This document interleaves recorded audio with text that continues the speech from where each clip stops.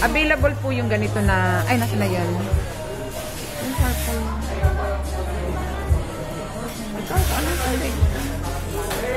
Kaya available pa yung Galaxy Color nito.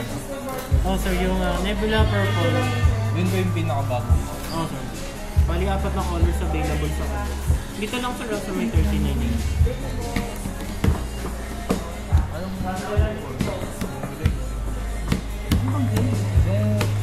Yung ganda kasi nito yung mga ano lang, klase lang. Gusto ko na oras na gunilo. Ito, dito yan saan? Ito. Tatlo. Dito lang? Ito. Ito, dito. Ha? Buti meron pa yun. Saan lang pabili mo? Gaganda ba ako dito pag nag-picture ako? Ano mo yung pabili kay Nicole? Eh, pangit pa rin ako eh. Depende na lang sa months ko na ako. Tayo sa more. Tapos yung may dual. Ano ba yun? 6 months per month. Ayan. Dual dito. Ayan ma'am. Kaya pabili yan. Makikita mo yung nasa halikuran kasi ikaw yung nasa harap. May mode pa yung pabili.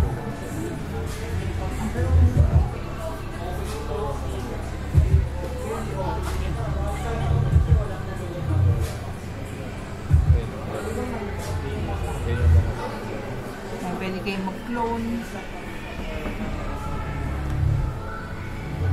At ang price.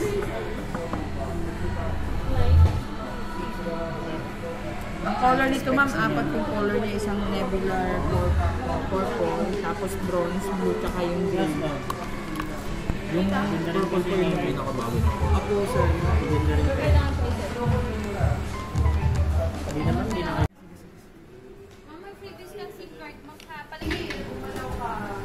Sabi nga yun? 3? 3 no?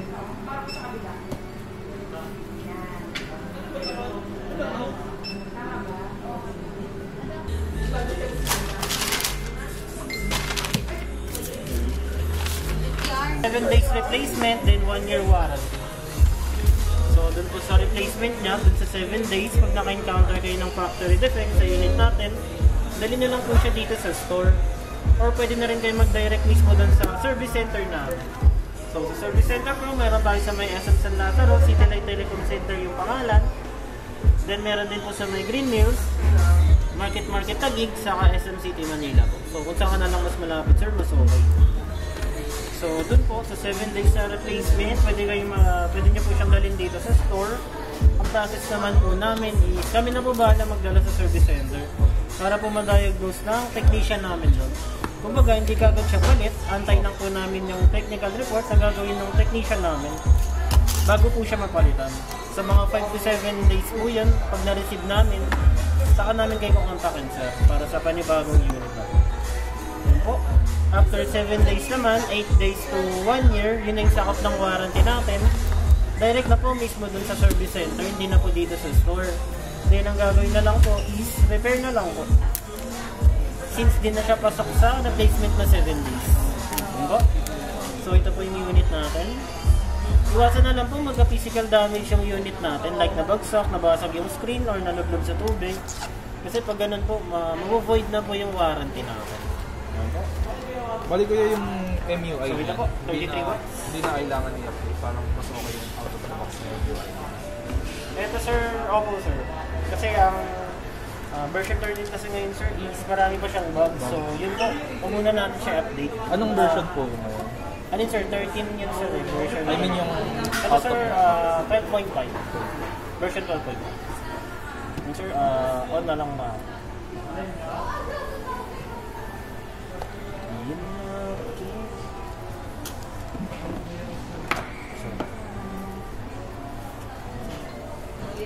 Then ito sir, meron naman siyang kasamang jelly case. Yan lang, provide nyo na lang siya sir ng hard case para mas okay po. Kasi yung jelly case po natin is, katagalan na ito, nag-yellowish talaga.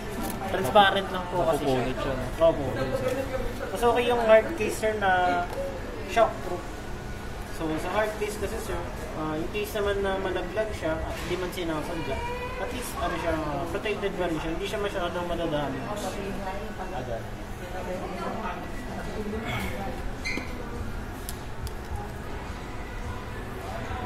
So, set lang natin ito, sir. Built-in na rin sa kanya yung ano, sir, screen protector. Okay.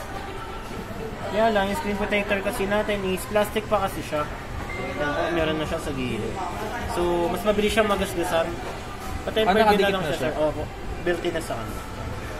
So, yun, sir, provide nyo na lang siya ng tempered kasi itong screen protector natin, katagalan kasi nito is nag-i-scratch siya, mabilis siya ma-scratch. Saka medyo sticky siya once sa sinuswipe. So, pawait na lang po yung loading niya.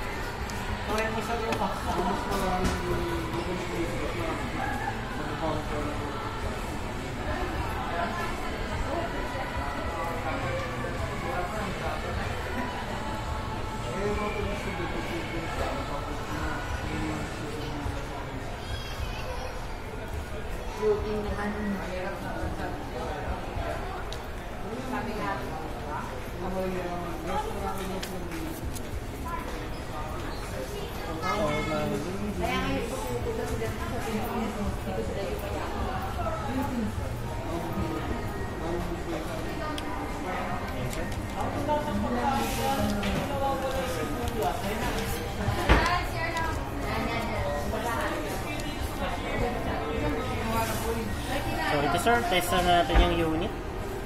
So check natin yung settings niya. Check natin yung specs. Sa specs sir, meron siyang 8GB RAM plus meron din siyang 128 storage po. So nalalagyan naman siya ng SD card, kaya niya hanggang 256GB. So yun sir. Then check natin yung speaker. Sa speaker, meron siyang dual speaker. Yan po, isa sa baba, isa sa taas. Then volume button.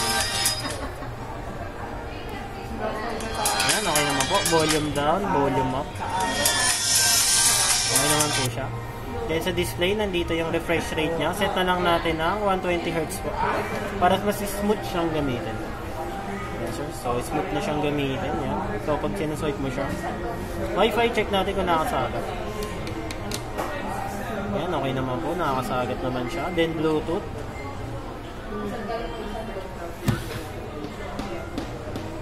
Yan, nakasagap naman din po siya. Yan po. So, then sa screenshot niya is 3 fingers down po. Yan. Pwede rin yung power button sa down ng sabay. Yung usual na ginagamit. Yan, okay naman po. Fingerprint dito lang sa side. Touch lang siya pag nire-register. Then flash. Yan, okay naman po yung flash na. Then brightness. So, sa brightness, meron siyang AMOLED display na rin po. Kita siya kahit sa sikat ng araw. Camera test. Sa camera, meron po siyang 3 dot dyan. Ito yung normal cam sa gitna. Then, 2x zoom. Left side is yung ultra wide angle po. So, normal cam, then ultra wide. Yeah. Portrait mode, ito yung nagpo-focus sa image, tapos nagbo-blurred yung background niya. Ayan, focus sa image, blurred yung background. Other features, nasa more.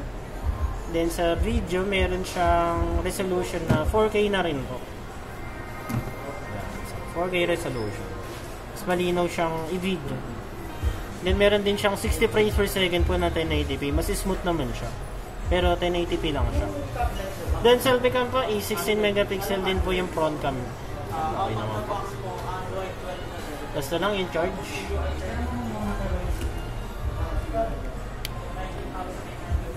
So, sa charger yan po, meron siyang 33 watts fast charging. Kina-charge po siya ng 50 minutes to 1 hour full charge na po siya. Ayan. So, iwasan na lang yung paggamit sir habang naka-charge kasi yun po talaga yung magti-trigger na masira yung battery natin. In case po na meron siyang emergency, tagalin niya lang po siya charge. Tapos, balik niya lang po ulit once na hindi niya nagagamitin sir. Yun po. Ano saan po yung, yung para maano yung fingerprint po? Dito lang sir sa may side, tapos sa settings. Ito sa password and security yan. Meron din siyang face unlock, fingerprint, Bali, pipindutin na lang po ito para Oo, sir. Tapos gagawa ka muna dito, sir, ng, pipili ka muna ng pattern, pin, password. Tapos saka nyo i-register yung ano nyo, sir. Okay. Bali lang, sir, touch lang siya. Ilang ano po yun? Ilang mabe-register? Mga 5? Oo, sir. Mga 5. Pwede naman siya. Yan, sir. Or pwede rin dito. Yan, sir. Yan, okay naman, sir. Tapos face unlock. So, yun, sir, tututok nyo lang sa front camera yung face ninyo para ma-detect po. Bali kuya, meron yung ano, di ba? Yung parang madadagdagan pa yung RAM. Kukuha sa RAM. Oo, sir. Ito dito sa may settings. Pakita ko na lang din, sir. Kung gusto niyo siyang dagdagan ng RAM, Okay. dito lang sa may additional settings. Tapos,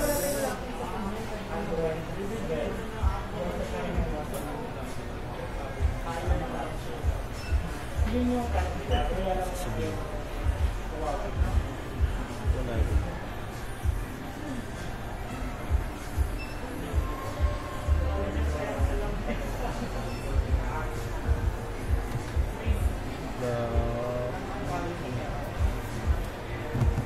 Boss Gerald, wala dito yung ano, tawag na ito, yung additional na 3 GB RAM. Meron ba yun sa Note 10? Ano? Parang wala yata. Special Ay, features niya to. Meron sa Note 10 Pro, MIUI 13 dapat yung software version. MIUI O, dito yun 13. lalabas yun tapos may mula extension dyan.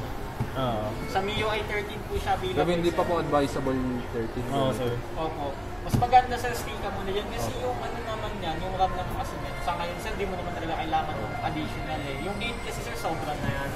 Sir. So, yun po. 12.5 MIUI version pa.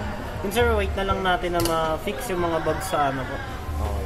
Bago natin na-update. Saka dun na siya magkakaroon, sir, ng ano. Plus 3 GB RAM. Tapos yung 3 GB RAM na yun, sir, kukunin siya dun sa storage mismo ng phone. So, manghiram siya ng 3 GB dun sa storage. Tapos sa kanya ilalagay dun sa, ano, sir, sa RAM niya. Yan, okay naman. So, yun po. Pa-fill up na lang ako, sir, ng warranty natin. Pero ito, sir, pwede naman siya dyan. 8.5 na siya. Magpo 4G nga lang siya dito. Pwede lang pong ilagay. Pwede. Lagyan na natin.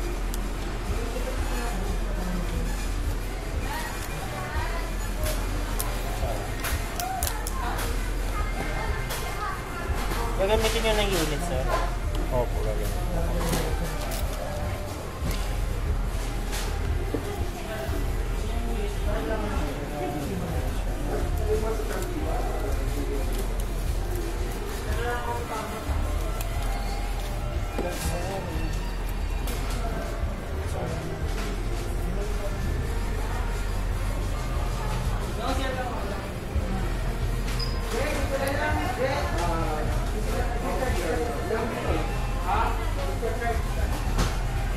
So, nanasin.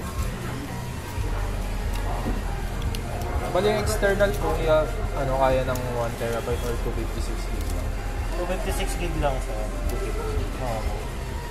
Pero yung mga bago namin, sir, yung mga Note 11, yun tayo na ng ano, sir. 1 terabyte.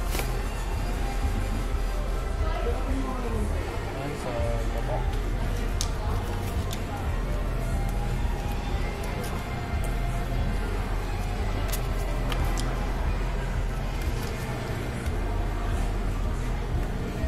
So, pakita ko lang din yung ano niya, sir. SIM tray. So, yan po, dual nano SIM. Then, SIM 1 po yung nasa gitna, SIM 2 nasa gilid. SD card po hanggang 256 GB kayo. So, lagyan na natin. SIM 1 ko na lang, sir. Opo.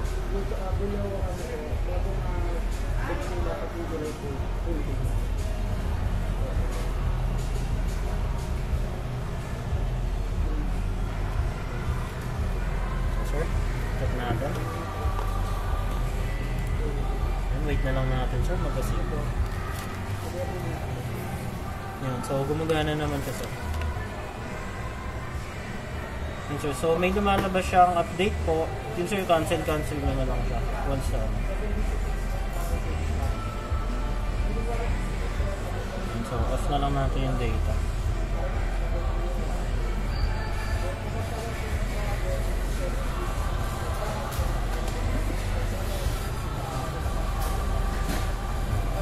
Tapos lagyan na lang natin ng ano sir, at least jelly case. Para at least protected pa rin siya. So ito sir, katagalan na ito, nag-yellowish.